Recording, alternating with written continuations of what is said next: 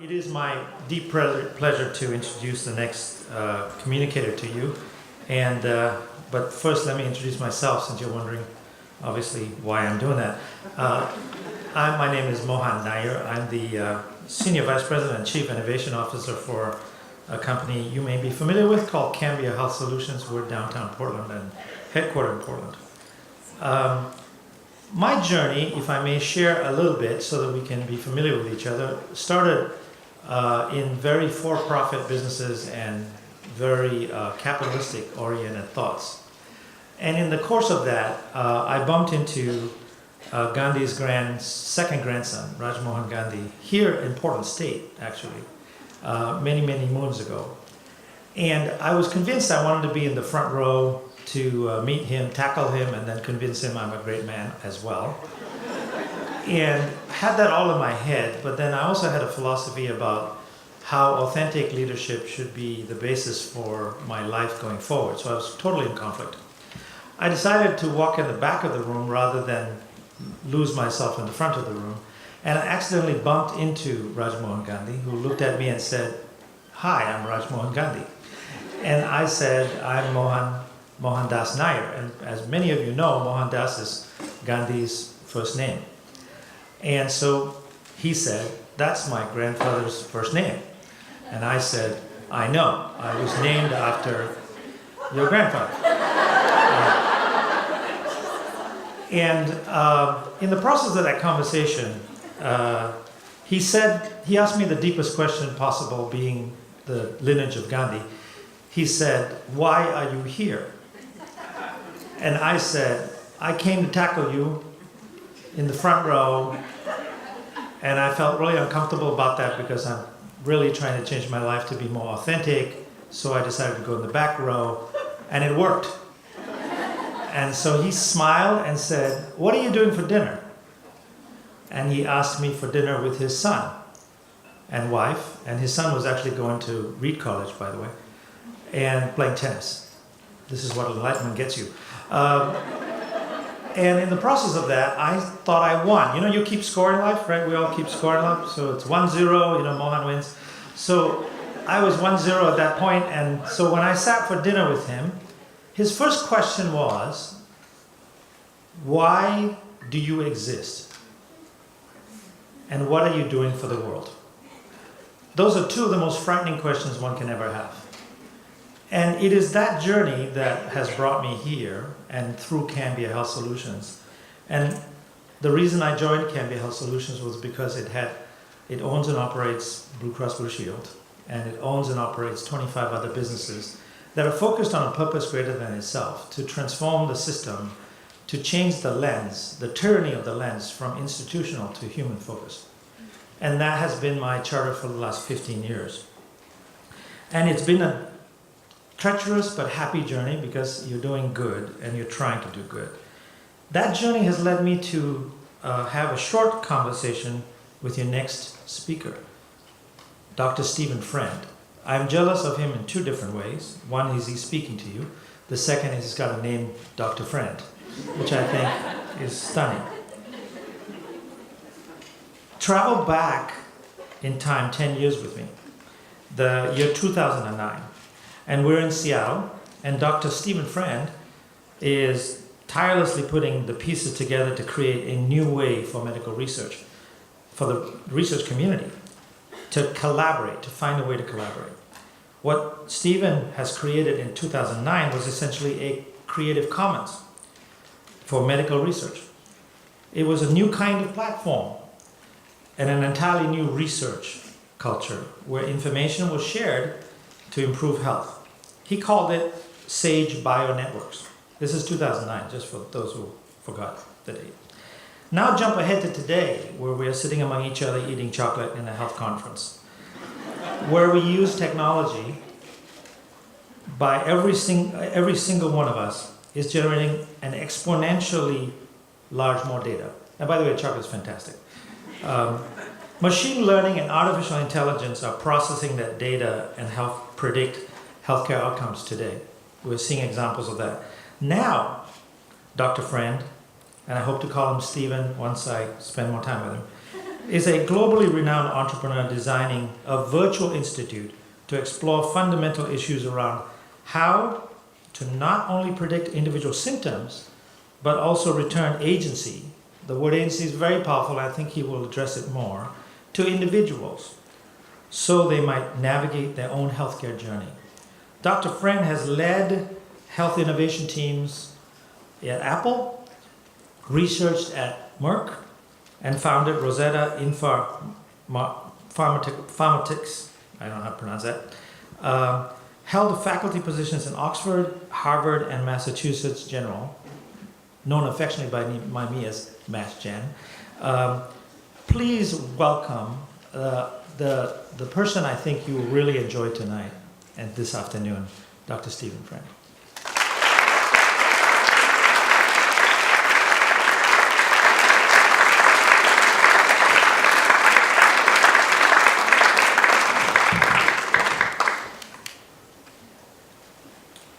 What a kind introduction. I want to thank Abby and others for inviting me here. I also want to dedicate this to Bill Drayton, who drives the Ashoka, and Amy Clark there. And we're going to have fun.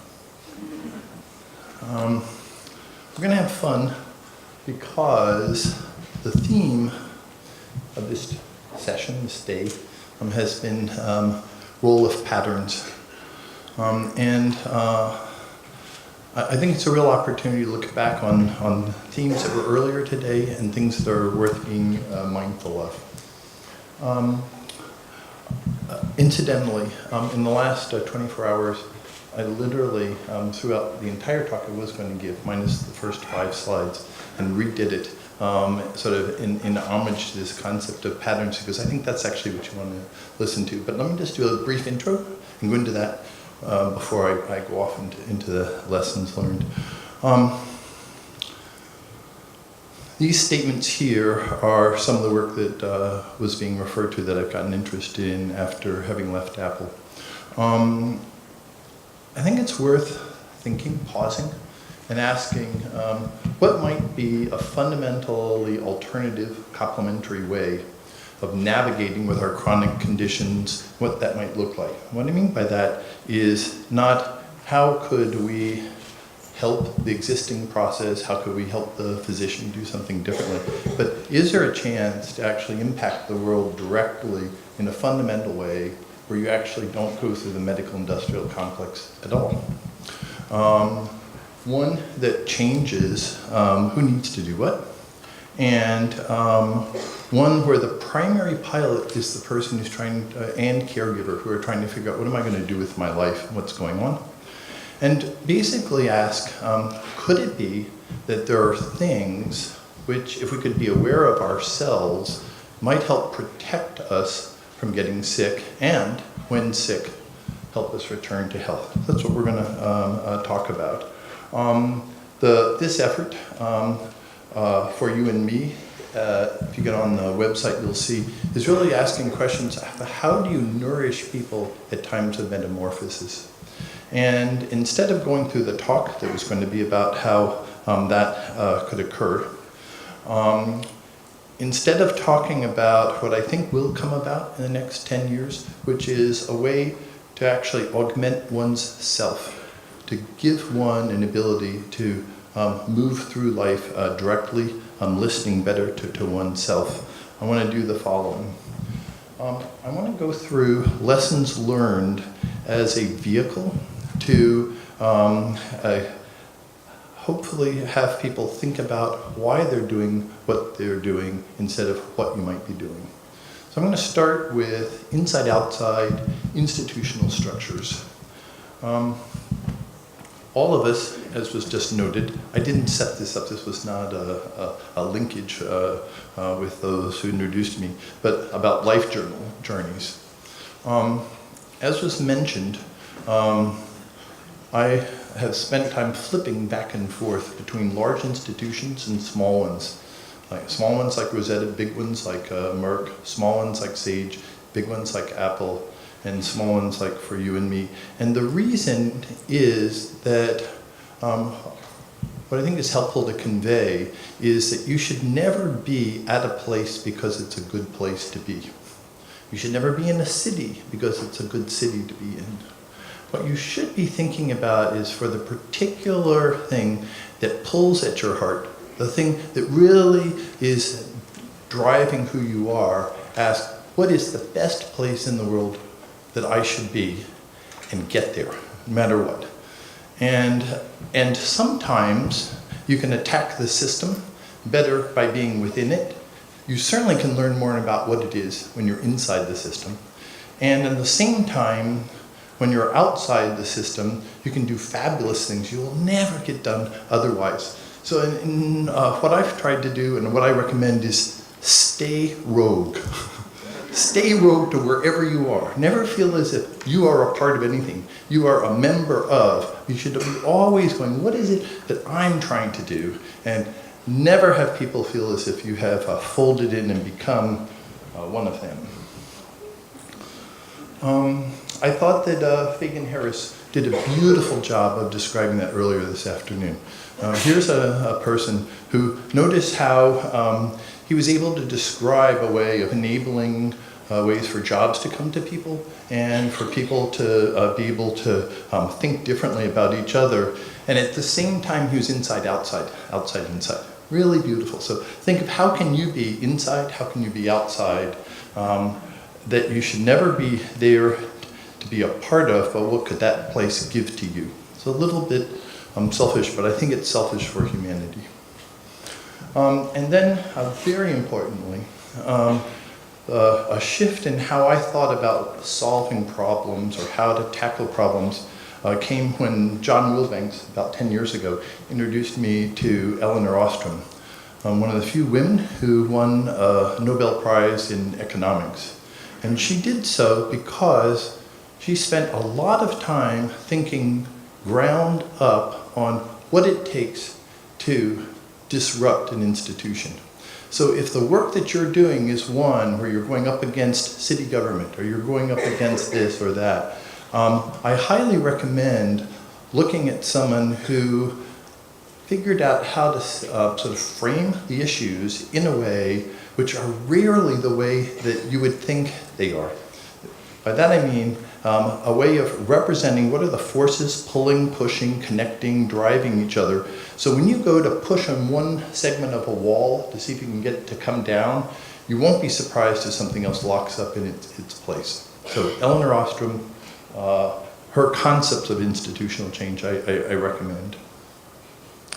Second lesson has to do with the difference between intent and energy. You saw today spectacular examples of energy. And my guess is I could get all energized, and I probably will before the end of the talk, but you know what energy is. You bring yourself, you bring the energy to it. But I think it's worth remembering that good intent is a magic potion. And where you are true to yourself, true to that intent, there are chances that it's what I think you need to have if you're going to tackle impossible tasks. If you're going to take on a relatively hard task, you don't need to drive it on good intent. But actually, if you're going to try something that's virtually impossible, it won't tip unless you very carefully keep in that center zone and keep your intent in a way that allows it to go forward. An example of it is the following. This was an example given to me by a colleague at Apple who said, when you design something, whether that's a wooden object or whether it's a program or whether it's software or something like that, treat it as if you are a woodsman carpenter in a village who's gone out into the woods and she's cut down the tree to make a cradle for her sister's kid. Because that is essential to being able to do the design for something you're trying to do. I don't know whether that came across or not. I'm trying to look for some heads that were slightly nodding. But as an example, look at what Rebecca talked about. Could you feel that in her today? Okay, this wasn't something that she sort of like felt might be important. You could hear it in her voice, you could hear it in her body, and no accident, and I would argue, no accident, that's the type of thing that gets picked up by the New York Times. You can feel when someone has in the center of their body something that's driving them, pulling them, and that's sitting by good intent. The third has to do with looking at minimal organizational structures. As I said, I've lived in some very large companies, largest in the world, and I've worked in some very small ones. And what you should be looking at is what is the minimal sized organization that you need to have in order to execute on what you're trying to execute on. And so, as an example, again, as was nicely put into the intro, the project that we're working on now has hundreds of patients, thousands of patients. We're using wearables to be able to track symptoms and forecast and predict what's going to happen to individuals so we can give it to them. It's taking place in a number of countries. It has hundreds of people, certainly dozens, if not hundreds of people who are doing the work. Our organization is 6 people right now. And the way we did this was we said, why are we doing this? Why are we doing that? Is there a way to go and find the best person in the world to do whatever it is that you are wanting to be able to do, whether it's to find cohorts or suggestions or assessments or data flow, and hire them under the rule that as we make the data, the apps, the algorithms, etc., public, if they're willing to agree to that, we'll pay them, leave them intact so you don't have to build a big infrastructure. So we leverage these gears. Some are in Canada, some are in the UK, some of them are on the East Coast, etc. And it makes it extremely efficient, and also you're never using more than you need in terms of capital, so keep it tight. Patients, 2006, I was lucky enough to be at the Ashoka World Congress, an Ashoka Fellow in Paris. And I was frustrated that it had taken us 6 or 7 years on this sharing, getting researchers to actually share their insights, because they were so greedy about trying to build careers and working on this. It's really sick. I talked to this wonderful woman in her 70s from Bangladesh. She looked at me and she said, I've been working on human trafficking for 30 years now in Bangladesh, and I can't get it to change. And you're talking to me? You're talking to me about how you wish things would move at a faster pace? Have some patience. And I think it's hard, but it's a really important thing to realize the really hard things in life, they're not going to crack. If they were going to crack, someone else could do it. And in that light, I thought it was just fun to see an Ashoka Fellow this last year. This is human trafficking in Bangladesh. Notice a man who said, let's organize the truck drivers and do truck drivers against trafficking, TAT. You can look up this Ashoka Fellow. And he organized all the truck drivers so they knew what was in the back of their trucks. You know they knew what was in the back of their trucks. And it gave them a way to be able to let the world know what was going on. So sometimes something that takes a long time will crack, you'll figure out a way and can move, but it came from that constant pressure that was there before. The next one has to do with people will ask, how do you know when it's right to do this? When should I do that? How do I make a decision whether I'm doing the right thing? And I feel that coincidence is my best help. It's the divining rod for me. I don't know whether others in the audience have felt this, but when you have something right and you're working on something, things line up for you. Things that should never line up. This happens, then this will fall in place. That will happen. And I'll argue that if that's not happening, you should pull back and ask, am I actually working on the right thing? If you don't have that cascade of coincidences where the world isn't going, whoa, I met that person, oh, this is that, I think you should question how aligned, how resonant are you with what needs to go on. So I think when someone asks you, should I do this or that, my attitude is, if you're asking me, you probably shouldn't be doing it. That if it isn't pulling you, probably is, maybe it's a good idea, but I think that's really important. Trust yourself over others. Notice it usually goes the other way around. And certainly denial is a super big thing in this world, self-denial.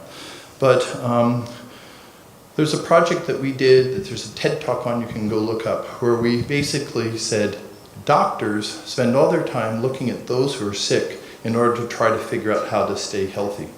What would happen if we looked at all who are well and asked, what is it that prevents them from getting sick? So we did a big study and showed that there were individuals that had extraordinary high risk to go on and have things happen to them, children. I won't go into the details, but if you look at enough individuals, you will find people who actually are resilient in beautiful ways that actually can teach us lessons. And that was done about, as I said, 5-6 years ago. That hasn't gone on. That will catch on, but the reason why I said trust yourself is the following. How many people, raise your hands, know who this is and what I'm showing? Just sort of interested. I didn't expect many to, okay? So this is Hilma Offenbach. She lived between 1860 and 1942, okay? She was an artist at a time when men and the establishment, she felt, were not ripe for the ideas that she believed in heavily. So you know what she did? She never showed a whole section of her work. And she put in her will, I don't want any of this to go into the public until 20 years after my death. So she didn't show anyone, she didn't care, she put this work out. She was particularly interested in the forces behind the visible, the invisible. Currently, this month through April, I highly recommend going to the Guggenheim Museum, where she has taken over the entire Guggenheim Museum and stands out way before Kandinsky, way before any of the other artists who we consider to be abstract expressionists, as someone who completely got something. She trusted that the world was not ready for what she was working on. She knew it was important, but she said, I don't believe it's going to understand what I'm doing, so I'm going to hold it back in hopes that someone later will be able to get it. That's resolve. In terms of what, around impact, just a quick comment, I'm almost done. I was with a deep friend of mine, Peter Capitan, 30 or so treatments to cure his multiple myeloma before he got a transplant that helped him. We went to the Resistance Museum in Lyon, where there was resistance against the Nazis. And it was a beautiful museum. But the thing that I took out of it that I want to, again, convey is that sometimes we'll say, is my effort going to have an impact in a direct way? Can I point that what I'm doing is going to have an impact?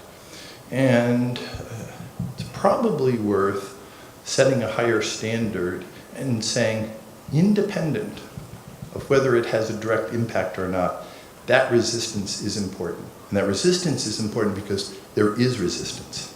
And so sometimes people will shy away from really hard things because they'll go, this might not work. This particular act of resistance may not work. Remember that it's actually deeper, and that the fact that you are resisting in and of itself is worthwhile. Not whether you can say, this led to that in a direct way. Then the next to the last thing I wanted to go over was something that I learned at Apple, which was that it's hard to design things, whether that is big projects or hardware. But the thing that good designers do is they spend more of their time thinking of what could go wrong with what I have done, and how the world might use it, and what is the inadvertent consequence. And it's something that I recommend to everyone. The hardest person to get a sense of whether something you're doing is going to go the way you want is the person who creates it. They're in love with it. They think this is spectacular. And this often leads to really bad consequences that I don't really have to point out. So this concept of where are our current tools going and what's going to happen to them, along with the beautiful phrase by Hannah Arendt, who said, in an ever-changing, incomprehensible world. So she said this in 1973, so think about that. In an ever-changing, incomprehensible world, the masses have reached the point where they would, at the same time, believe everything and nothing. Think everything was possible and nothing was true. Remember that this is the world that we're really living in now when you're trying to change people's impressions of things, you're trying to impact things or policy. Things. It's a real issue. It's a real puzzle to remember. Similarly, I'm very concerned that there are governments, I'm going to pick on the Chinese government here, who are beginning to realize that how people are doing their daily tasks can be tracked, and setting up social control credit systems that basically make for a new inequality. An inequality that's driven by what the government wants you to do, making what I would argue is invisible or barless jails, where people end up doing things because they're frightened if they don't, they're going to have things happen to them without ever having to have prisons. I think that's good. So I say, forgive us for we know not. And then as the last slide, again, back to one of my heroes, Hannah Arendt. I like the way she said this because I think it applies to the things we saw today. There were many spectacular things where I can't believe someone was doing this or that. And this reference to the unexpected is sort of cool. The new always happens against the overwhelming odds of statistical laws and their probability, which for all practical, everyday purposes amounts to certainty. The new, therefore, always appears in the guise of a miracle. And that incongruity between what it looks as possible to do and what one can do is the space where having impact can go. That's the zone where you want to be working, is in that place where it looks like you can't do it, but you're able to pull it off. So I will end with this. I think we're at an extraordinary, I think very dangerous to use that term, I think you have to use that term, shift in what it means to be human. I think the biggest problem and much of the effort that we should be looking at goes into free will and what it is to be a human. It's important to look at resources. It's important, excuse me, to look at absurd inequalities. But let's make sure that we prepare for the world that is inevitably coming and try to make it a better place to live. Thanks very much.